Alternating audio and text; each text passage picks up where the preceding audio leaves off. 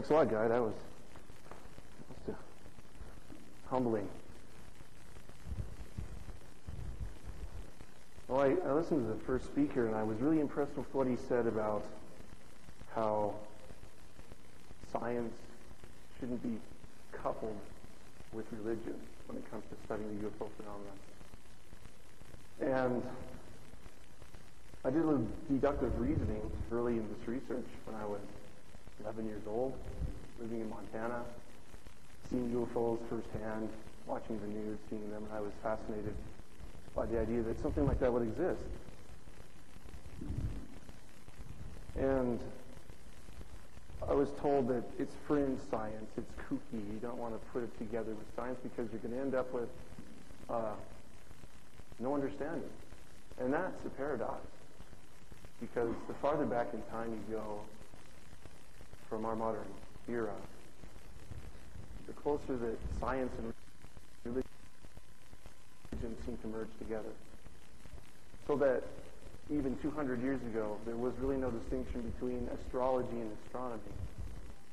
And you go back a few more hundred years, you'll find that the greatest philosophers and scientific minds coupled their religious beliefs and their knowledge base from how close they could get to the heavens.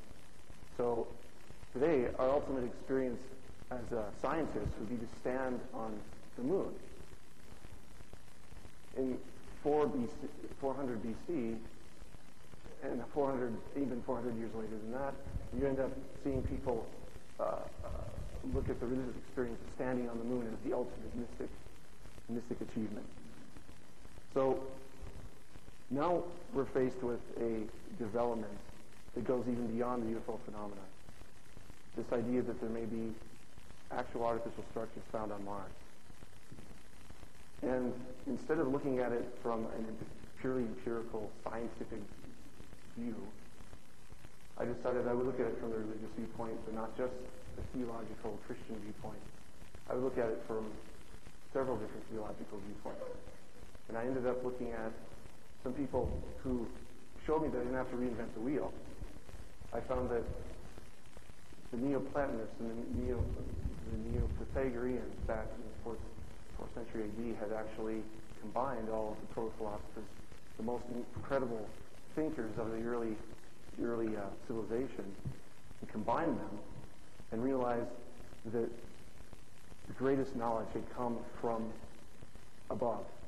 That was their litany. Everything had already been thought up in heaven, according to them, and then propagated downward by entities with actual personalities. And this really took a huge explosion after, in the Library of Alexandria, they added the Septuagint, the translation of the ancient Hebrew scriptures into Greek. And the Hellenistic Empire, when they were able to connect with that, they started repeating the patterns in heaven, pulling them down to earth in a thing called theurgy, which is just akin to metallurgy, molding themselves to the forces outside that were, to them, God's theos. I'm a Christian, so when I looked at that, I immediately recognized that they're not dealing with the God Almighty. They're dealing with an echelon underneath Him. And their moral alignment is not with God at all. And the more I looked at it, the more it pointed to two distinct places. It pointed to Genesis 3. It pointed to the first encounter of a human being with an angelic being. And then it pointed to Mars. And I can explain this best with pictures.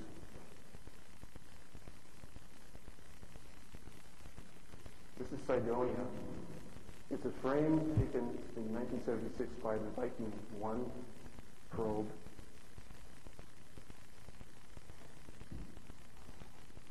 There's a couple surface anomalies here.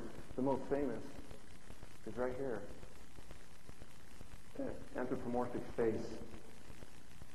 When this first came out, even the people in NASA and JPL had a hard time dealing with it because they thought it was just an artifact, a photographic artifact something that you would see with just a trick of light and shadow.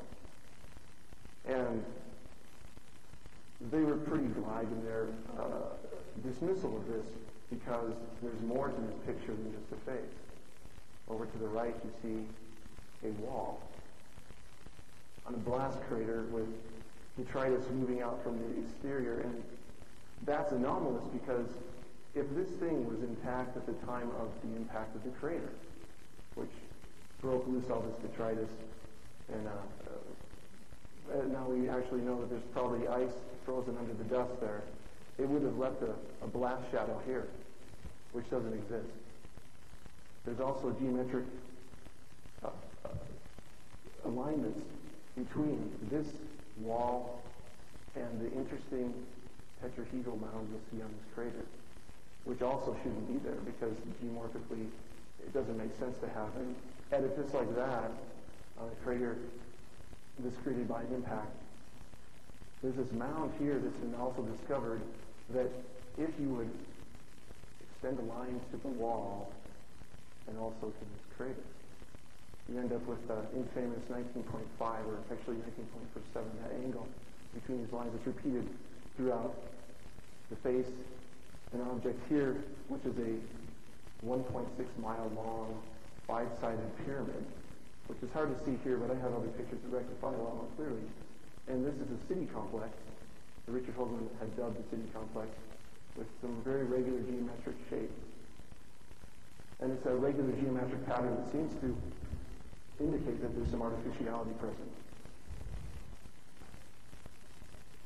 There's another view of it. And you can see the face a little bit more resolved here. And then at the city complex, there's some regular pyramids that seem to almost be like a sighting line to the face. And if you're able to see where that wall was that I was talking about earlier, it creates an actual artificial horizon for you to view it. And this is actually oriented, or was oriented at one time at an east-west fashion, so that if this had some function as a residence for who knows who, they could have actually viewed the sun moving across this area, almost like a solstice marker.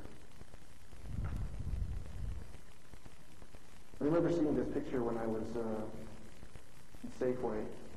It was in the Inquirer. The first time I ever encountered it.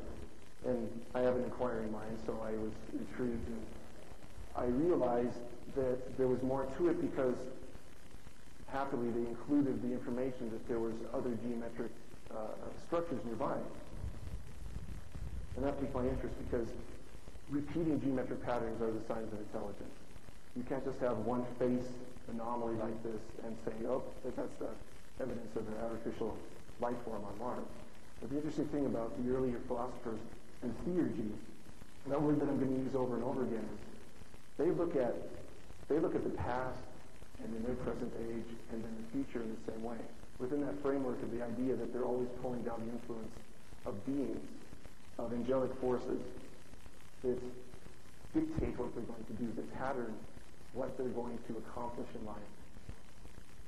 They would look at this achievement of our imaging this close up to Mars as the greatest theurgic triumph.